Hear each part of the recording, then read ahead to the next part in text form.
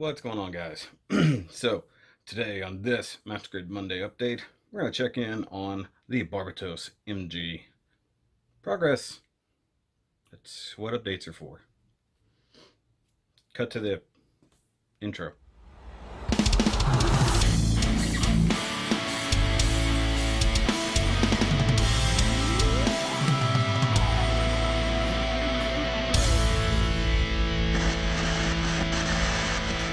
Alright, guys, so here we have the Barbatos inner frame done. And, well, this was interesting. So, I actually did start building it with the intention of, you know, having it just straight built. I even had the armor and everything on the chest and the head, and then I just said, wait a minute, let me show off the inner frame because this is pretty well unique to the MG.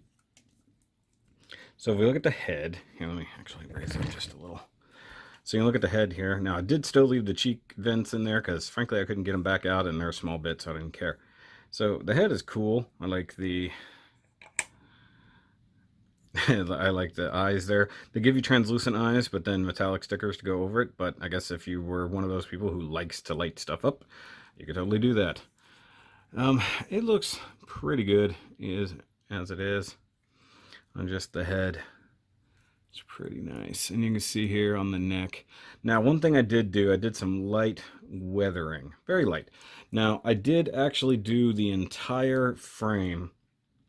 I gave it a matte coat, and then I'd rub the entire thing down with my gunmetal powder.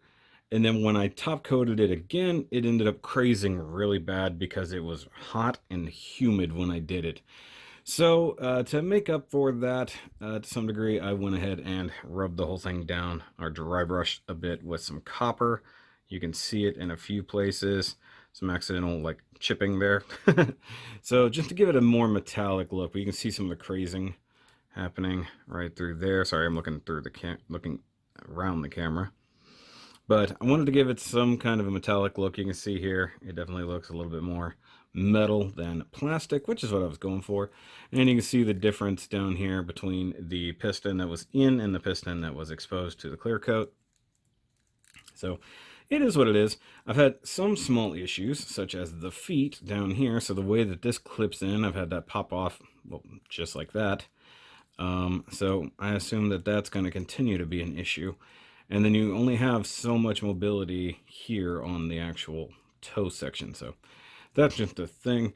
And as you can see, I have done some copper on the hoses. This is just super, super dry brushed so that I could get, you know, a bit of a look through it. And yeah, I don't really care if there's some stuff that got over it. I can always clean that up a little bit more later if I want to. You can see here a little bit of copper dry brushing through there just to kind of differentiate. I mean, when I mean dry, I mean like there was almost nothing on the brush. This is me. Like I did the hoses and then I did this section. I just went, you know, that's why it's just kind of like hinting at being copper. And then same thing in here inside the AHAB reactors. You can see a bit of copper inside there. Now the only downside to the way I did the clear coats, the gold doesn't pop as much, but for the most part, that's all covered up, so nobody really cares that much. And then back here on the back, you can see this one, a lot heavy-handed. That actually basically got painted copper, not so much dry brushed. So I'll clean that up a little bit. This is more what I was going for here. And then even the hoses going down the spine. I wasn't going for anything perfect. I just wanted it to look like it's old, made of copper, and then has been in disservice. I think these hoses down here really captured what I was going for more than anything. And then right there, that was just a streak, obviously. That was not on purpose. But what I really enjoy is like seeing the mechanisms work. So you can pull that out, you can move the knee, you can really see that stuff. Things you won't see whenever it's complete. Even the fact that the hoses tuck away as the knee folds back is pretty neat. It's not smooth by any means, but it's there. I was wondering when I was building it, I was like, what is that for? I guess I could have done those little guys there. I'm not a fan of these tiny little front skirt dealies. They're kind of annoying in and of themselves.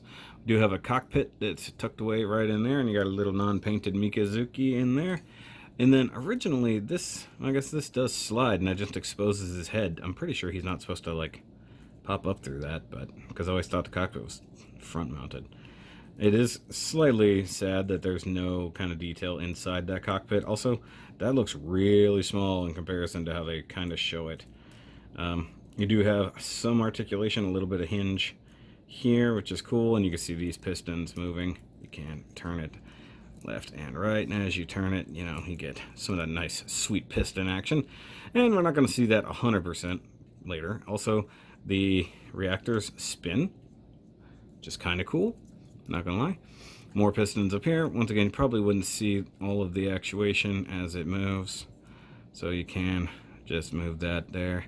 These can kick forward, do whatever. Same thing with the neck here. You got piston movement there. This one, I don't understand what it's supposed to do. I think it's just there. This one actually reacts to the neck movement.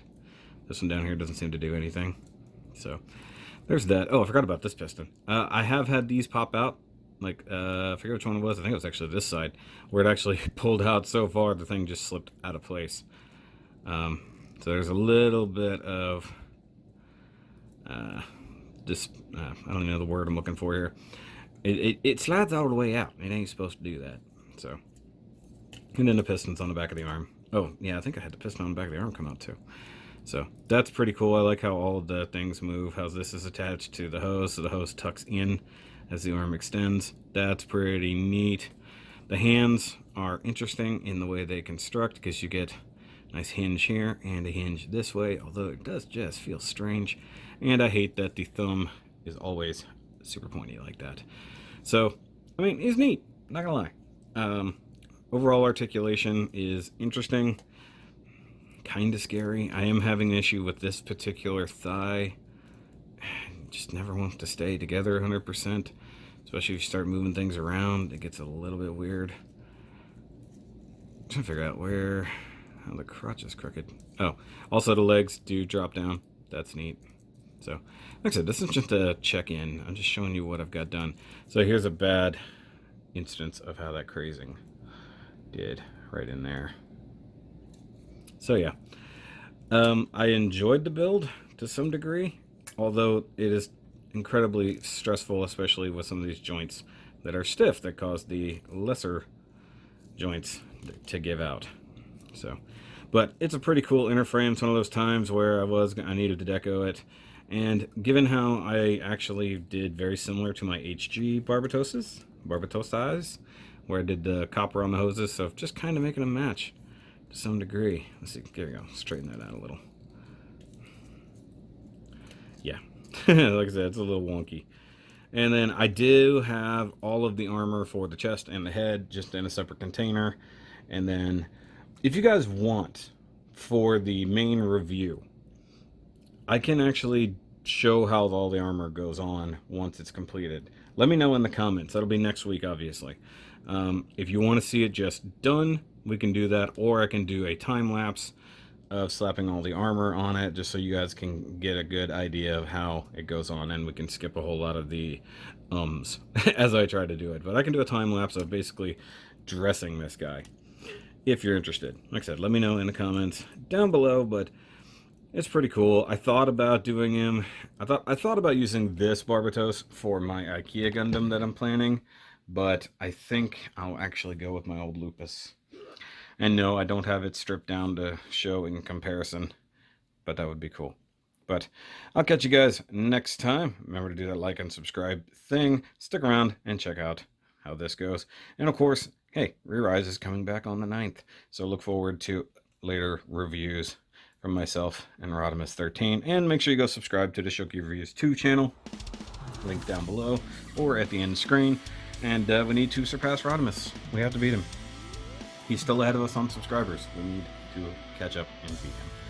I'll see you guys later. Remember, as always, keep on building.